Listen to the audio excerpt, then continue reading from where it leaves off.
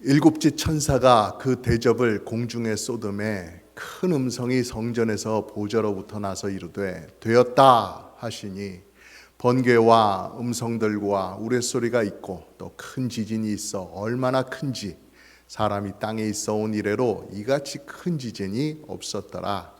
큰 성이 세 갈래로 갈라지고 만국의 성들도 무너지니 큰 성 바벨론이 하나님 앞에 기억하신 바 되어 그의 맹렬한 진노의 포도주잔을 받음에 각 섬도 없어지고 산악도 간데에 없더라.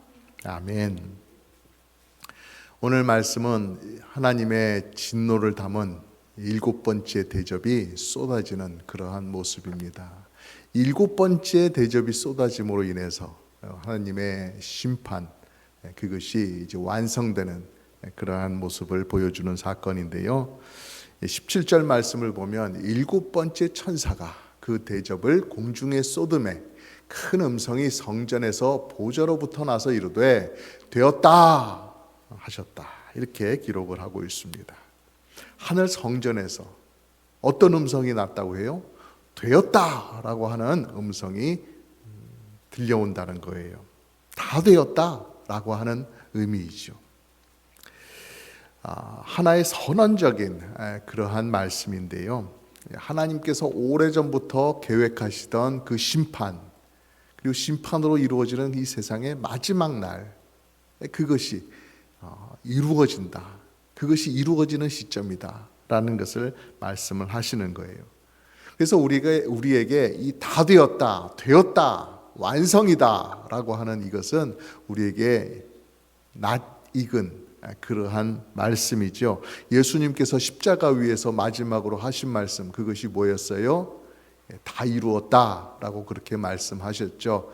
그래서 그것을 또 헬라어로 원문으로 또 볼 때 테텔레스타이라고 해가지고 완료적인 의미를 가지고 있는 그러한 단어다 하는 것을 부활절 때마다, 고난주간 때마다 여러분 많이 들어보셨을 거예요. 다 이루었다라고 하는 것이 예수님께서 하신 아주 중요한 그러한 의미의 말씀이다.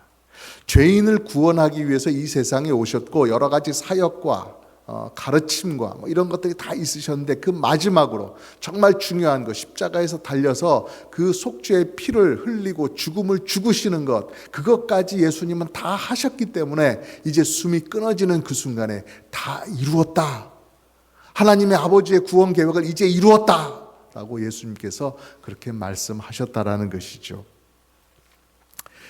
예수님께서 십자가에 하신 말씀, 다 이루었다, 그것은 어떤 일이 이제 완전히 끝났는데, 그렇게 해서 이루어졌는데 그 이루어진 그 성과, 성취, 그 결과, 그 효력, 그것은 지속이 된다라고 하는 거예요.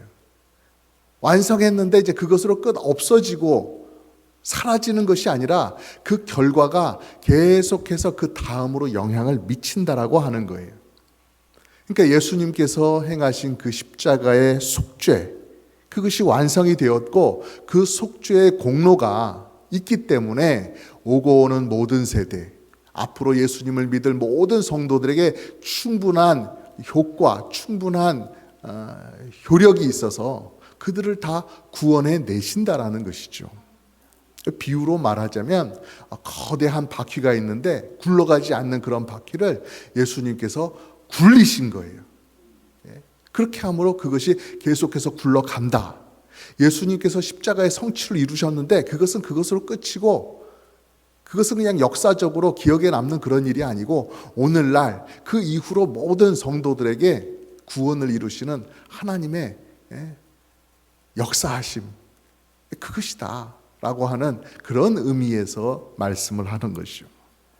그래서 그런 의미에서 테텔레스타이, 다 되었다, 다 이루었다라고 예수님은 말씀하셨는데요. 근데 오늘 말씀에 나오고 있는 되었다, 조금 번역을 다르게 했어요. 되었다라고 하는 것은 다른 단어를 쓰고 있어요. 게곤넨이라고 하는 그런 완료적인 의미를 다루고 있는 다른 단어를 쓰고 있어요. 이 말은 어떤 일이 실제로 일어났다라는 것이죠.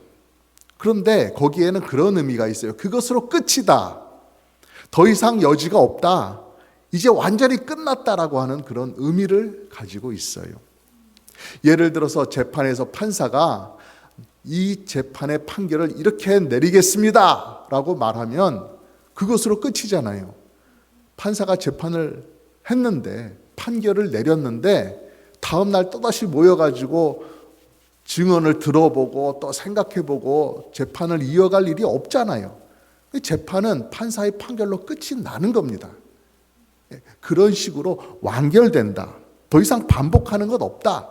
그런 의미의 완결적인 의미를 가지고 있어요. 그러니까 십자가에서는 구원이 완성되었고 이 마지막 심판날에서는 심판이 완성된다 라고 하는 그런 의미예요. 같은 완성이라고 하는 것, 다 되었다, 다 이루었다 라고 하는 그런 단어를 쓰지만 의미는 다르다는 거예요. 의미가 좀 달라요. 그 이후에 미치는 그 영향력이랄까 하는 것들이 다르다라는 거예요. 십자가에서는 구원의 효력이 계속되는 그런 완성을 말씀하신 것이고, 오늘 말씀에서는 하나님께서 이 세상을 심판하시는 일이 마침내 최종적으로 이루어졌다 하는 그 완결, 그것을 말씀하는 거라는 것이죠. 그러나 여러분, 이 구원과 심판이라고 하는 것, 이 두 가지가 서로 떨어져 있는 별개의 사건, 그것은 아니지요. 하나님께서 이루어가는 그 역사 속에서 함께 이어져 있는 거예요. 왜냐하면 예수 그리스도의 십자가라고 하는 것은 믿는 사람들, 즉 성도들에게는 죄 사함을 얻게 해주는 구원이 되지만, 구원이에요. 그러나 그 은혜를 거절하는 그런 사람들, 예수님을 믿지 않는 그런 사람들에게는 결국 그것으로 인해서 심판을 받느냐 안 받느냐 하는 그 기준이 되는 거예요.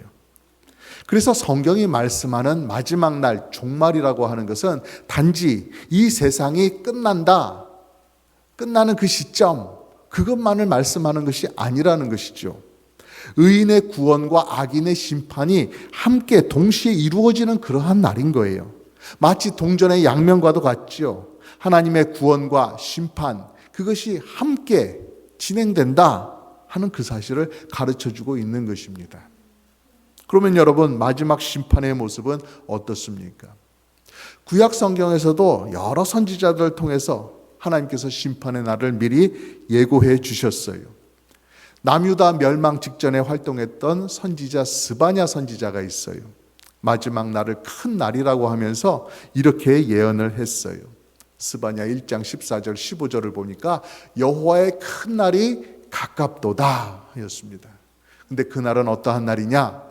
분노의 날이요, 환난과 고통의 날이요, 황폐와 패망의 날이요, 캄캄하고 어두운 날이요, 구름과 흑암의 날이 될 것이다, 이렇게 예언을 했던 것입니다. 마지막 날의 모습이 죄인들에게 얼마나 혹독하게 될지 그것을 여러 가지로 표현하고 있어요. 분노, 환난, 고통, 황폐, 패망, 이런 것들로 표현을 하고 있지요. 그리고 그보다 앞서서 북이스라엘이 멸망할 즈음에 활동했던 이사야 선지자도 이 심판의 혹독함을 이렇게 예언을 했어요. 이사야 13장 9절에 보라, 여호와의 날이 잔혹히 분노와 맹렬한 진노로 임하여 땅을 황폐하게 하며 그 중에서 죄인들을 멸하리라 하였습니다.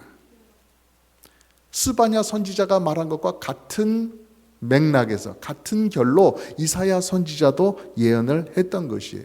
그리고 오늘 말씀에서 보는 이 요한계시록도 그 구약의 선지자들이 멀리서 바라보았던 그 마지막 날 심판의 날을 같이 보면서 같이 예언의 말씀을 주고 있는 거예요. 그래서 이 18절 말씀을 보면은 이 요한 사도의 입술을 통해서 다시 한번 그 심판의 날은 여전히 다가오고 있다. 그 날이 사라진 게 아니다. 취소된 게 아니다. 여전히 다가오고 있고, 그 날은 성격이 달라지는 것도 아니다. 고통의 날이 갑자기 희락의 날이 된 것도 아니고, 계속해서 그 날은 무시무시한 하나님의 진노가 쏟아지는 날이 될 것이다 말씀하고 있어요. 번개와 음성들과 우레소리가 있고 또 큰 지진이 있어 얼마나 큰지 사람이 땅에 있어 온 이래로 이같이 큰 지진이 없었더라, 이렇게 말씀하고 있습니다. 여러분, 우리가 이 말씀을 잘 이해해야 됩니다. 요한계시록에서 말씀하시는 이 큰 번개와 지진이라고 하는 것, 단순히 거대한 자연재해가 아니라는 거예요. 우린 지금 바닷가 근처에 있기 때문에 뭐 거대한 파도, 뭐 번개, 이런 거 무섭겠지만 저기 또 뭐 안전하게 살아가는 데가 있겠지. 그런 것이 아니라는 것이죠. 이 세상에 그냥 거대한 자연재해가 있을 것, 이걸 말씀하기 위해서 요한계시록을 기록한 게 아니라는 거예요. 하나님께서 세상을 심판하기 위해서 이제는 정말로 진노를 쏟아 부으시고 심판으로 이제 정리하시겠다, 끝을 내시겠다 하시는 바로 그 사실을 비유적으로 상징적으로 이렇게 표현하시는 거예요. 지진, 번개, 우레소리 이런 걸로 표현하시는 것이죠. 여러분, 만약 여기서 말씀하는 것이 거대한 스케일의 자연재해 그 정도다 라고 한다면 뭐하러 이런 말씀을 요한계시록까지 기록을 하면서 회개해라, 빨리 예수님을 믿고 구원을 얻어라, 그렇게 말씀하실 필요가 뭐가 있겠어요?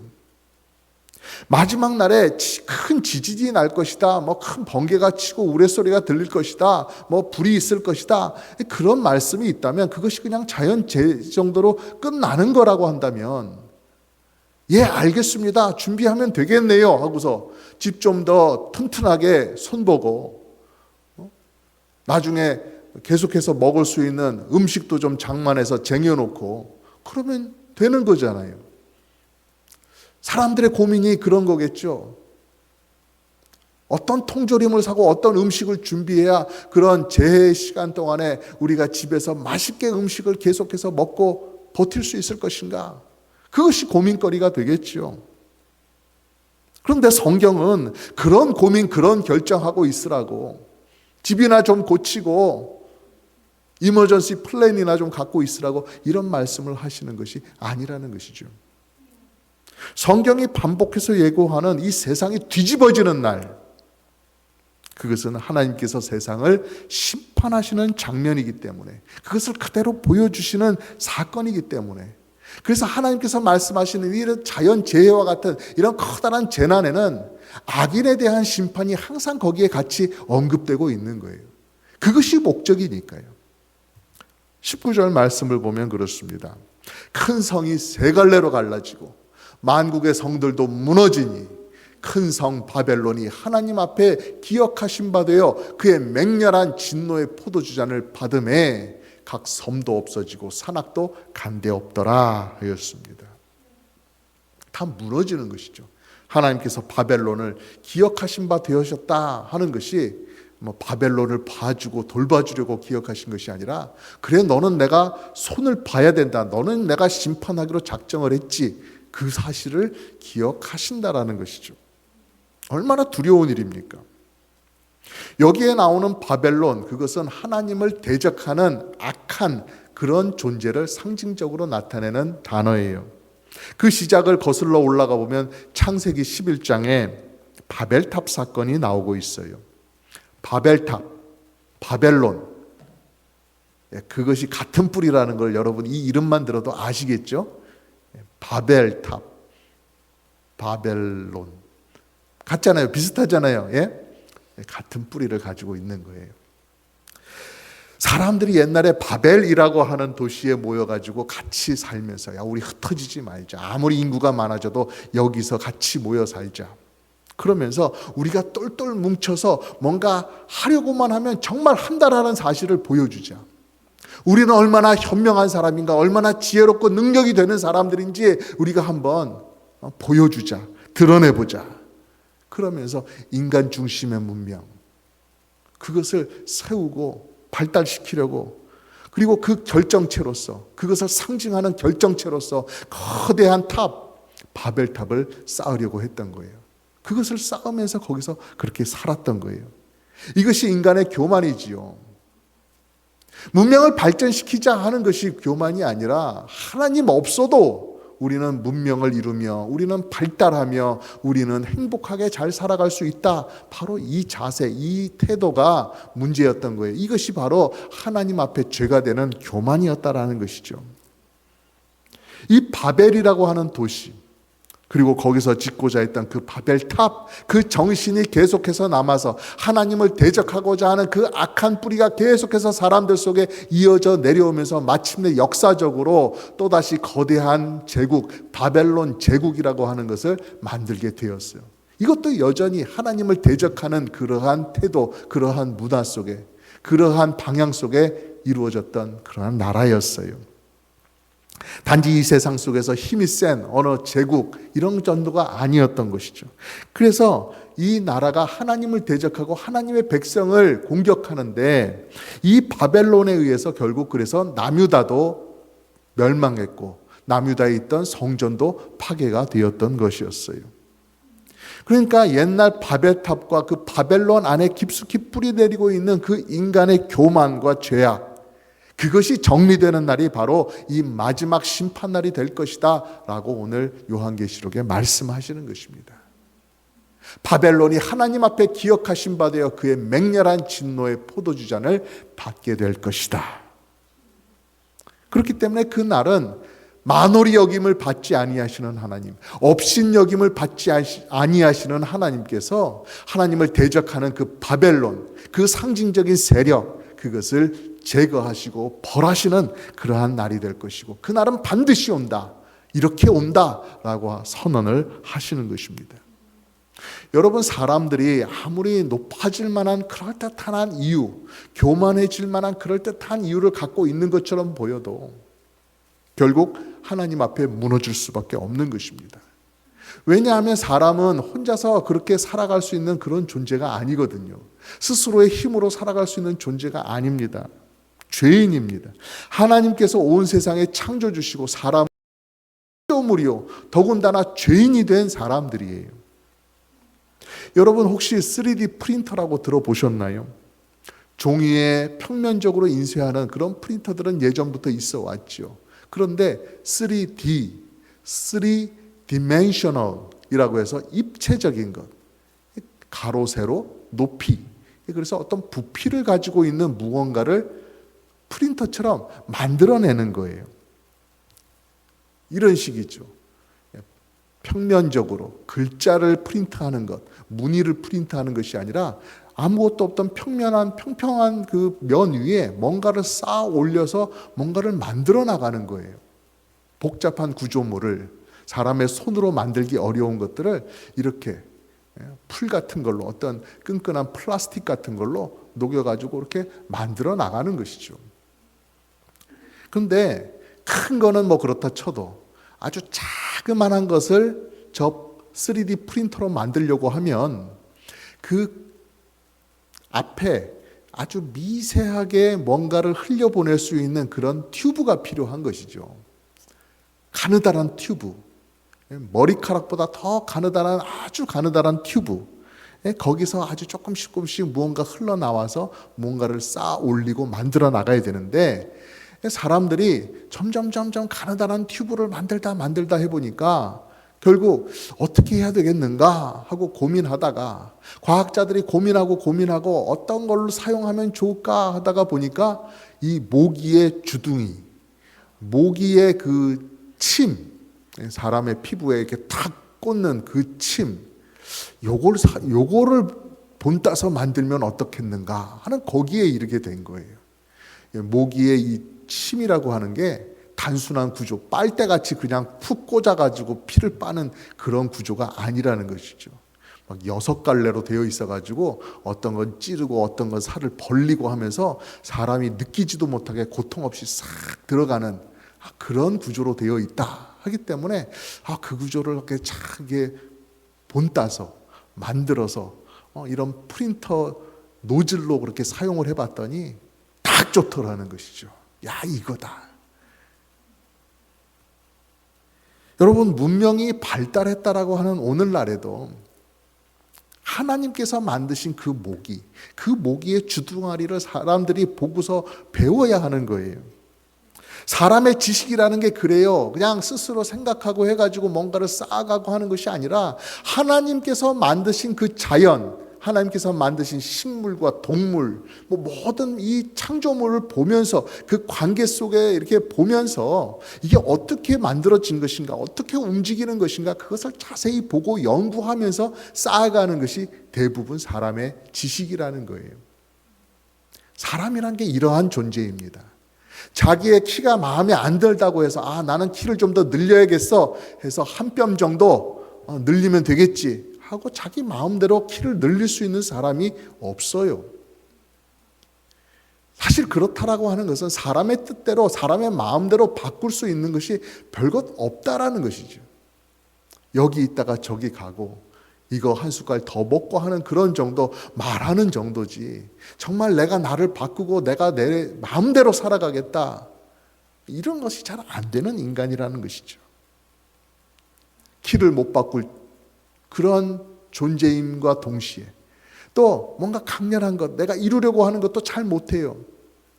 내 가족, 내 배우자, 정말 사랑하는데 마음은 있는데 어떻게 사랑하는지 잘 알지를 못해요. 그래서 늘 후회하고 아쉬워하며 사는 게 가정생활이에요. 그러니 하나님 앞에 자랑할 것이 없는 사람인 것이죠. 내 힘으로 살 수 있다고 어떻게 장담할 수가 있겠어요? 그렇기 때문에 바벨에서의 교만이라고 하는 것, 사람이 한번 나 좀 잘난 체 한번 해보고 싶어, 그래서 한번 우쭐하는 그런 정도의 죄가 아니라고 하는 사실을 여러분 기억해야 되는 것입니다. 아주 치명적인, 아주 심각한 죄라고 하는 사실을, 아주 위험한 죄라고 하는 사실을 알아야 돼요. 운전을 한 번도 해본 적이 없는 사람이 차를 한번 타고 어디 갔으면 좋겠어, 여행을 하면 좋겠어, 온 가족을 다 태워가지고, 그것도 한산한 도로도 아니고 저 아틀란타 시내를 관통하는 고속도로, 도로가 여러 차선이 있고 차들이 쌩쌩 달리는 그런 곳을 지나가고 한다고 해봐요. 사고가 안 나고 안 죽겠어요? 어떤 사람이 배가 아파요. 나 배가 아픈데 아무래도 뭔가 이 속에 뭔가 문제가 있는 것 같아, 수술을 해야 되겠어. 자기가 직접 자기 배를 가르고 그 안에 어떻게 되어 있는지 보면서 내가 수술을 해야지 하는 것과 같은 아주 위험한 짓, 무모한 짓이라는 거예요.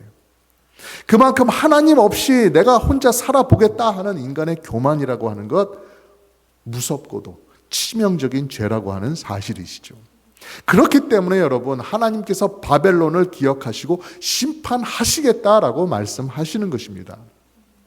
하나님 없이 높아지려고 하는 모든 인간의 교만, 하나님을 밀어내고 내 뜻과 내 힘대로 살겠다고 하는 그 죄인들의 세상, 하나님께서 결국에는 무너뜨리겠다 하는 그 선언을 하시는 것인데, 그 말씀을 기억하시고 우리 자신, 또 하나님이 심판하실 이 세상, 여러분 말씀을 통해서 바라보시기를 간절히 부탁을 드립니다. 세상 사람들의 그런 모습과 같은 바벨탑, 바벨론, 내 속에도 있지 않은가? 나도 그런 세상을 만들어가고 살아가고 있지는 않은가? 내 경험, 내 판단 더 의지하면서 하나님 없이도 괜찮다, 하나님 없이도 살만하다라고 생각하고 있는 그러한 모습은 없는가? 돌아봐야 할 것입니다. 사람의 이름을 높이려는 것, 내 자신을 높이고 드러내려고 하는 그러한 탑, 결국에는 무너지지만 반대로 예수 그리스도의 백성으로서 여호와 하나님께 영광을 돌리며 살아가고자 하는 그 사람들은 하나님께서 결코 무너지지 않게 붙들어 주십니다. 그리고 여러분 기억해야 됩니다. 십자가에서 다 이루었다라고 말씀하신 그 예수님의 말씀을 믿으면서 살아가는 성도들은 우리 하나님께서 되었다라고 하는 그 마지막 날의 선언, 그것을 구원의 완성으로 누리게 되겠지요. 그러나 그 십자가의 은혜를 거부하는 사람들, 은혜를 밀어내는 그러한 사람들에게는 심판의 완성이 되는 날인 것입니다. 그래서 성도는요, 마지막 날을 두려움으로만 바라보지 않습니다.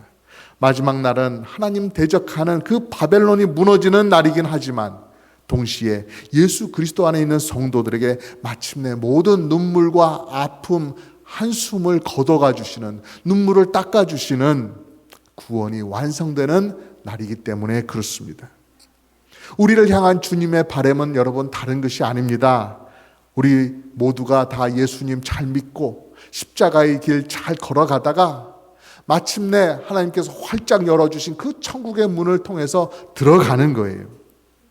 그렇기 때문에 여러분, 이 땅에서의 우리의 남은 시간, 때로는 눈물도 있고 한숨도 있고 걱정거리도 있을 수 있는 이러한 세상에서의 삶이겠지만, 그러나 바라보시길 바랍니다. 기대하시길 바랍니다. 마지막 날에 들려질 그 우리 하나님 아버지의 음성, 되었다, 다 이루었다 하시는 그 선언, 그것을 소망 가운데 기다리는 여러분 되시기를 주님의 이름으로 축복합니다.